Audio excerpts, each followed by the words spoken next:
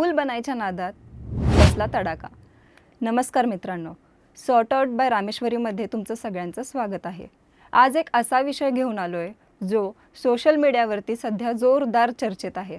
Comedy, cool content, viral video आणि याच नादात कसा बसतो कायद्याचा तडाखा, हे आज आपण सविस्तर बघणार आहोत। विषय आहे एका कॉमेडी शोचा, त्यातला एका जोकचा आणि त्यातून उभा राहिलेल्या मोठ्या वादाचा। यात सामील आहेत एक स्टँडअप कॉमेडियन, एक तरुण जो स्वतःचा किस्सा सांगायला गेला आणि एक डॉक्टर जिने मृतदेहावर कमेंट केली। या तिघांवर आता FIR दाखल झाली आहे। राष्ट्रीय महिला आयोगाने यात उडी घेतली आहे। आता नेमकं काय आहे हे प्रकरण हे जाणून घेऊयात। कॉमेडी शो आणि क्राऊड वर्क। तर मित्रांनो, या प्रकरणातला मुख्य कॉमेडियन आहे तो आधी स्टँडअप कॉमेडी करायचा, नंतर त्याने क्राऊड वर्क करायला सुरुवात केली। क्राऊड वर्क म्हणजे काय? शोला आलेल्या प्रेक्षकांशी थेट गप्पा मारायच्या, त्यांना प्रश्न विचारायचे, त्यांच्यावर विनोद करायचा। हा फॉर्मॅट सध्या खूप पॉप्युलर आहे। पण याच फॉर्मॅटमध्ये 9 जूनला एक व्हिडिओ शूट झाला आणि तोच नंतर अंगाशी आला। 370 रुपयांची बिर्याणी। किस्सा काय आहे? शोमध्ये एक तरुण प्रेक्षकांमधून आला। कॉमेडियनने त्याला विचारलं, सांग काय इंटरेस्टिंग किस्सा आहे तुझ्याकडे? त्या तरुणाने सांगितलं, मी एका मुलीला डेटवर नेलं, तिला 370 रुपयांची बिर्याणी खाऊ घातली आणि नंतर त्या खर्च केलेल्या पैशांची भरपाई म्हणून त्या मुलीशी जवळीक साधली।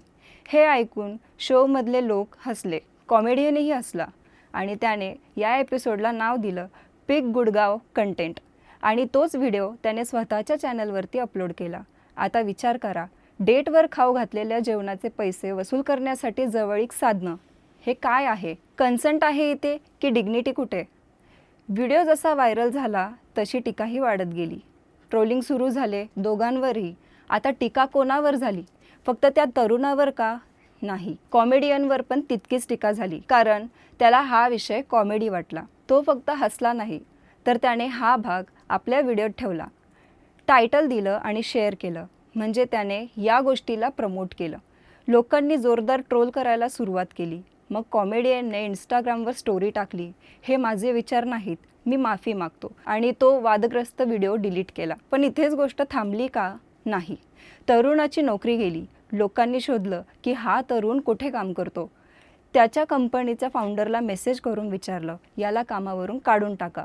कंपनीने एक स्टेटमेंट शेअर केला, या तरुणाच्या वक्तव्यामुळे कंपनीची इमेज खराब होऊ शकते। आम्ही याच्या वागण्याचं समर्थन करत नाही आणि त्याला नोकरीवरून काढून टाकलं। आता दुसरं प्रकरण, डॉक्टरचे मृतदेह कॉमेडी। लोकांनी कॉमेडियनचे जुने व्हिडिओ शोधायला सुरुवात केली आणि एक 3 महिने जुना व्हिडिओ समोर आला। यात एक मुलगी जी डॉक्टर आहे, मुंबईच्या एका हॉस्पिटलमध्ये काम करते, ती शोमध्ये बोलत होती।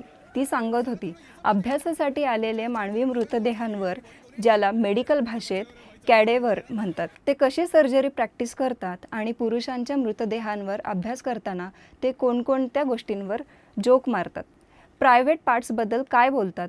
हे ऐकून कॉमेडियनसहित सगळे हसले आणि हा भागही व्हिडिओमध्ये ठेवून शेअर केला गेला। जेव्हा हा व्हिडिओ नव्याने व्हायरल झाला तेव्हा लोकांनी विचारलं, जे मृतदेह लोकांनी विज्ञानाच्या अभ्यासासाठी दान केले, त्यांचा असा अपमान करणं योग्य आहे का? डॉक्टरने स्वतःच्या इंस्टाग्रामवर व्हिडिओ टाकून माफी मागितली, मी फार चुकीचं बोलले, पण मागणी झाली, तिचं मेडिकल लायसन्स रद्द करा, तिला कामावरून काढून टाका। एकाला एक न्याय, दुसऱ्याला दुसरा। आता सोशल मीडियावरती चर्चा सुरू झाली, एका तरुणाची नोकरी गेली पण डॉक्टरवर अजूनही ॲक्शन नाही, म्हणजे एकाला एक न्याय आणि दुसऱ्याला दुसरा न्याय। या सगळ्या दबावानंतर तिघांवरही कारवाई व्हावी अशी मागणी जोर धरू लागली। राष्ट्रीय महिला आयोगाची एंट्री। 11 जूनला राष्ट्रीय महिला आयोगाने स्वतःहून या प्रकरणात दखल घेतली। आयोगाच्या अध्यक्षांनी सांगितलं, गुडगावमध्ये शूट झालेल्या या कंटेंटमध्ये महिलाविरुद्ध संमतीशिवाय केल्या वर्तनाचा उदात्तीकरण केला गेला आणि नंतर त्याला हसून दादही दिली गेली। त्यांनी हरियाणाच्या पोलीस महासंचालकांना आदेश दिले, या प्रकरणाची दखल घ्या आणि एका आठवड्यात रिपोर्ट द्या। 22 जून दुपारी 4 वाजता कॉमेडियन आणि त्या तरुणाला आयोगासमोर हजर राहायचं समन्स मिळालं आहे। फक्त हे दोघंच नाही, तर इव्हेंट ऑर्गनायझर आणि व्हेन्यू मॅनेजमेंटची सुद्धा चौकशी होणार आहे। महाराष्ट्र सायबर पोलिसांची ॲक्शन।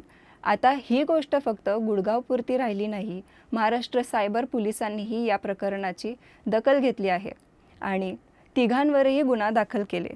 कोणती कलम लागली तर आपण बघूयात. BNS कलम 75 लैंगिक अर्थाची टिप्पणी करणे, 1 वर्ष कारावास. कलम 294 अश्लील साहित्य लोकांपर्यंत पोहोचवणे. कलम 353 सामाजिक द्वेष निर्माण करणं, विधान करणं किंवा पसरवणं. IT ॲक्ट कलम 67 2 वर्षापर्यंत कारावास. सायबर पोलिसांच्या मते हा वादग्रस्त कंटेंट जाणून बुजून रेकॉर्ड केला आणि व्ह्यूज, एंगेजमेंट आणि त्यातून पैसे कमवण्यासाठी वेगवेगळ्या प्लॅटफॉर्मवरती शेअर केला गेला. तपास सुरू आहे आणि दोषी आढळल्यास कठोर कारवाई होईल असा पोलिसांनी स्पष्ट केले. शेवटी काय शिकायचं मित्रांनो, थोडक्यात सांगायचं तर गंमत म्हणून सांगितलेला किस्सा, कूल दिसण्यासाठी केलेला कंटेंट आणि त्यावर हसून त्यांना प्रमोट करणं, हे सगळं आता गळ्याशी येऊन बसलंय. काही लाईक्स, काही व्ह्यूज आणि थोडीफार कमाई याची किंमत आता राष्ट्रीय महिला आयोग आणि पोलिसांसमोर हजेरी लावून घ्यावी लागणार आहे. तर मित्रांनो, हे होतं आजचं सॉर्ट आउट. या प्रकरणाबद्दल तुमचं काय मत आहे कमेंट करून नक्की सांगा. आणि हो, चॅनलला लाईक, शेअर आणि सबस्क्राईब करायला विसरू नका. धन्यवाद.